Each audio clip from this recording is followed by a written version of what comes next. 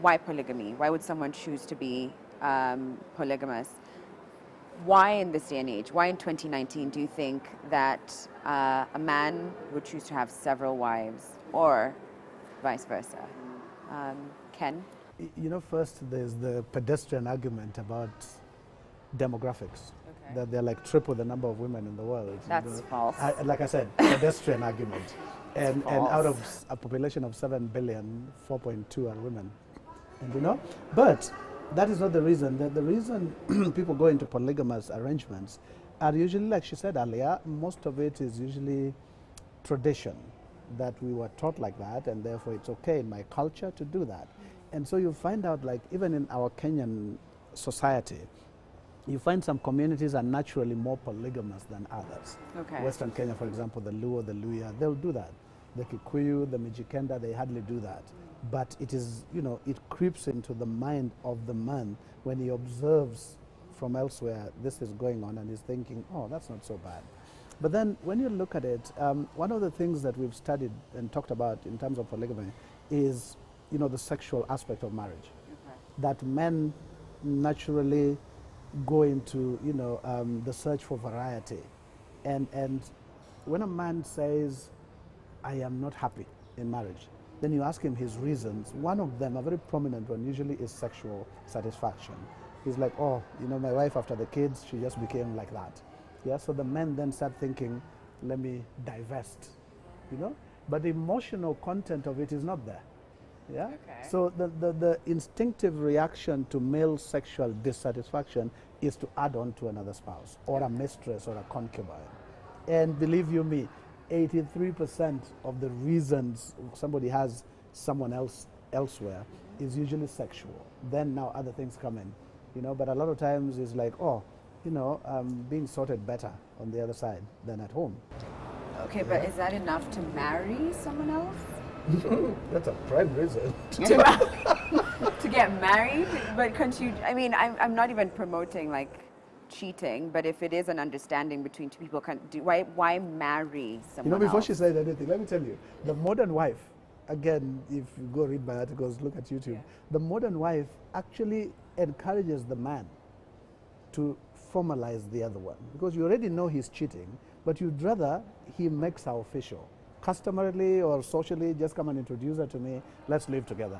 Because the alternative is much worse. Him being out there, you don't know where he is, you don't know who else he is with other than the one you know. Right. But if you were to give him that permission, and say, okay, so you've been seeing this other woman for 2 years, why don't you just bring her home? Right. And you find, oh, finally, and he brings her home. And they'll have their own wars, but... Yeah, but that doesn't feel like a good enough reason to get into marriage.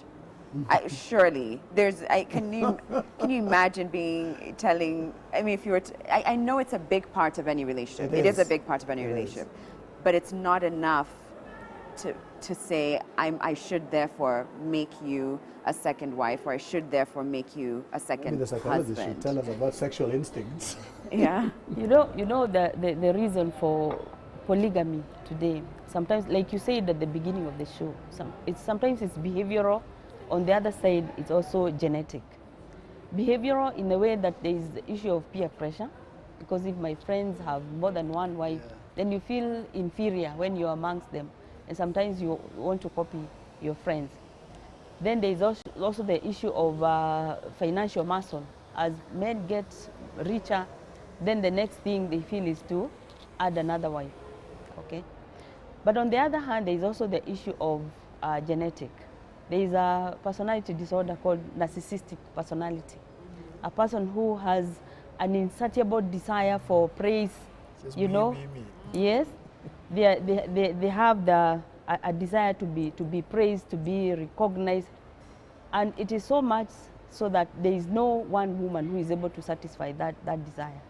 They want to be affirmed, they want to be praised, and when that is not forthcoming in the home, then they look for it elsewhere. And there are people who really know how to play on that personality disorder, because when you discover that all you need to do to get something from someone is to tell them how great they are, to praise them, and when you do that, then you find that that man will come back to that lady many times, and if it happens over time, then they would want to make them the wife, especially if that they're not getting that from home. And that narcissistic personality, sometimes it pushes people to, to look down upon other people.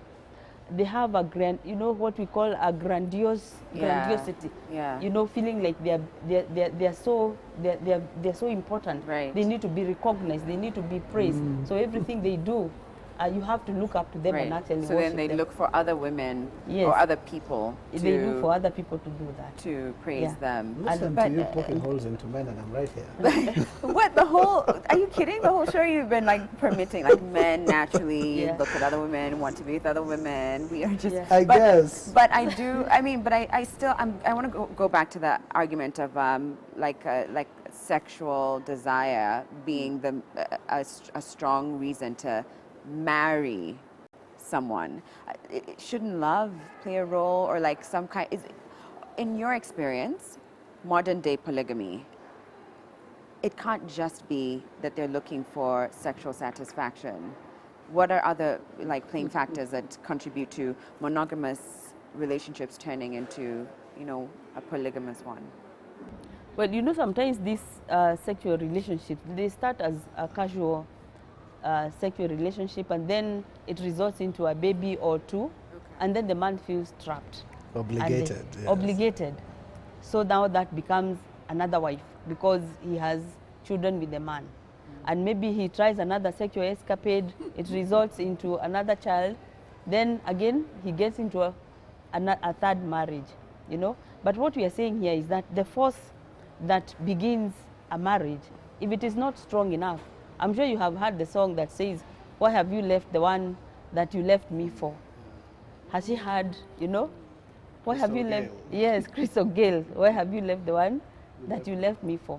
Because you see now that man leaves this woman and he thinks that the sex in the other place is better, and then he gets bored and he wants to move on to the other person. So the force must be strong But enough to keep the marriage you a going. direct answer to your question, there's a very thin line between love and sex. Very thin.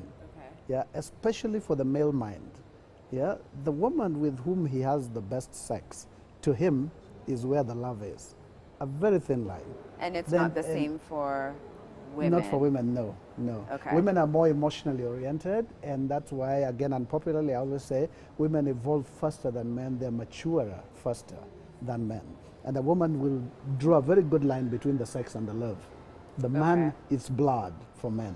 And so you find somebody. Really? Yes, But from it is. like all the shows, books, articles, men are able to this is just sex.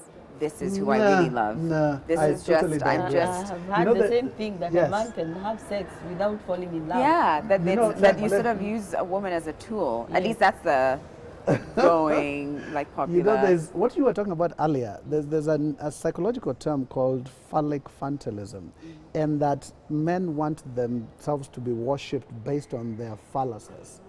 It's a very psychological thing that he thinks is, the king of the alpha, village the because of Don, that. Yeah, the phallic man. But if you think about it, men will say "I love you" in a day. Women will say "I love you" after a month. And that's my basic line of argument, that there's no way you can convince me that a man will say, "Oh, this woman is just there and I'm just having fun." Believe you me, he tells that woman how much he loves her, even though he knows he's lying sometimes, but he spews it out. A woman very carefully, the opposite of what you're saying. I tell guys every time I talk to them that a woman can have sex with you and lock her feelings in a handbag. She feels nothing. But men go into it with their whole selves, like, yes, this is it. Interesting. That's not what I've I been think you need to fed or review, seen. No, but they always say it's the woman. Oh, be careful because she might get attached. And there's always, but even outside of even that, from this whole discussion, I'm trying to place at which point polygamy became frowned upon. Whether legally or socially, and if there's any real backing behind it, like why it's wrong, bad, and then in some cases why it's okay. It's in fact even permitted, even in the whether it's from a religious perspective or a social perspective. And I guess even the reason why I thought this conversation was interesting is because we're often fed one version of the ideal, and that is mother, father, 2 children, Boy, boy, girl. girl, Yes. boy, girl. Yeah. And how much of that is real? How much of that is natural? How much of that is instinctive versus marketed, fed to us, learned?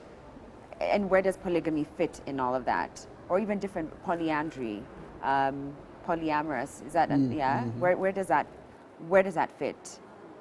Yeah. What are your thoughts on that? The family unit is polluted. Okay. And I think everybody agrees that the family has decayed as a unit. What do you mean by that? In what that way? means that there's a lot of breakdown in the family unit. When you look at Kenya, and this is something I tell everybody who wants to hear, we are 3rd in the world in terms of familial violence. After Colombia and the United States of America, we are number 3. In terms of? Familial violence, the way we mete out violence on our spouses, our children, Yeah. we rank 3rd in the world. And when you read our papers every day, you listen to TV, you watch news, you see man hacks family to death. He burns children in a house. It's news that appears every day. So the family unit as we know it, the covenant family is what we're talking about, is broken. And what we're trying to do now is see if we can, resuscitate it. And when you say, for example, that this is an ideal, mother, father, child, boy, girl, usually. The covenant family is very traditional in its monogamous sense, that this is it. But the reason that all these things are happening, when you talk about causality, is that people are now saying, okay, let me have my covenant family, but then do these other things on the side. And that's where the mess comes in. Yeah? Right. And both men and women are now doing it. First, it was just the men. Now the women are also saying, oh, I have my hubby and children, but, I have this boy from campus who can take care of my needs and, go out and do stuff. So that unit, as you know it, as you're describing it, is putrefied. It is broken. It is decayed. And now we are trying to see if we can, in fact, that's what I was telling her off the camera, that, we need to do something about the family, and it's not legal. It's social and moral, religious, everything else that we can do other than the legal. Because otherwise, if you just let guys be, we will all have a very beautiful covenant family. Yeah. When we go to For church, presentation. yes. Yeah. When there's a ceremony somewhere, you go, For oh. a Facebook post, yes. Christmas card. But then everywhere out there, every other man, every other woman has a quasi family. So why are we trying so hard to fit into a mold that most of us, it seems, aren't even sure about, aren't convinced about? Where does that come from? And is it important? How do we break out of that mold? Should we break out of that mold? I think it's the fear of the unknown. If we just let go, I think there would be a lot of chaos in the family if everyone is allowed to just do anything they want. And that's why we say the reason why we still cling to those traditions, to those beliefs about monogamy and the ideal family, is so that we can still desperately cling to some order in the society. Because when we talk about monogamy, when we talk about the ideal family, there's still a lot of people who still cling to that. We still have families that are stable. We still have families that are monogamous, and they will not have polygamy as an option. So if, as he's saying, if we can try to salvage that, whatever it takes, so that there is order in society. But at the back of our mind, we also know that there are some modern issues that we must contend with. There are some things that we may just want to accommodate, so that we can accommodate the modern family. But it may not be easy to just let go and allow people to get into whatever relationship they may want, because of maybe a fear of chaos and all that. And again, Christianity is still alive, and it preaches, monogamy, the ideal family. Yeah. Although, Mm-hmm. I mean, and you said it too, Ken, it also Yes. preaches Yes. polygamy. Yeah. There was, Christianity. I mean, the Bible at least has references of it. Yes, in know? the So Old it Testament. just feels a little confusing sometimes. But I think what you've shared, I think, is a great way to end the show. That I think the structures create a sense of safety and comfort for people. It makes people feel like, oh, this is familiar, this feels safe.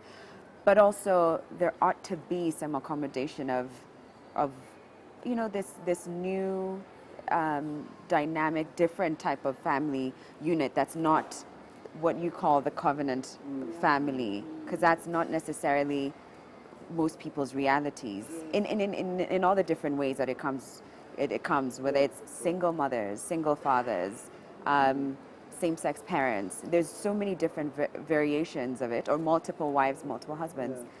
And I guess it's a conversation that's hard to come out of feeling like we have the answer. Yes. Okay. Yes. 30% of you have to do this. Yes. 70% need to do this, and this is how you fix.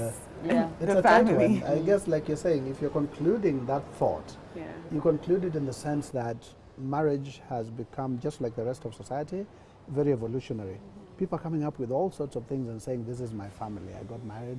And you have, man-man, which is now permissible legally, two homosexual guys living together, lesbians living together. And then you have all sorts of arrangements. I teach about 18 different types of familial unions. And everybody says it's legal. Then the law, you pass the first step. Then you go and your customs also accept you and say, oh, okay, so this is what you want? Okay, let's fit it in. And it fits in. And so you find, like, the single parent family, the SPF, has been with us since eons. But then now people are questioning and saying, so why are you single parent? Yeah, so if it's because you chose not to, then you're a modern girl. You just decided, I didn't want to get married, I got a baby, I'm okay. But if because of bereavement I didn't want to get married, then you're an honorable woman.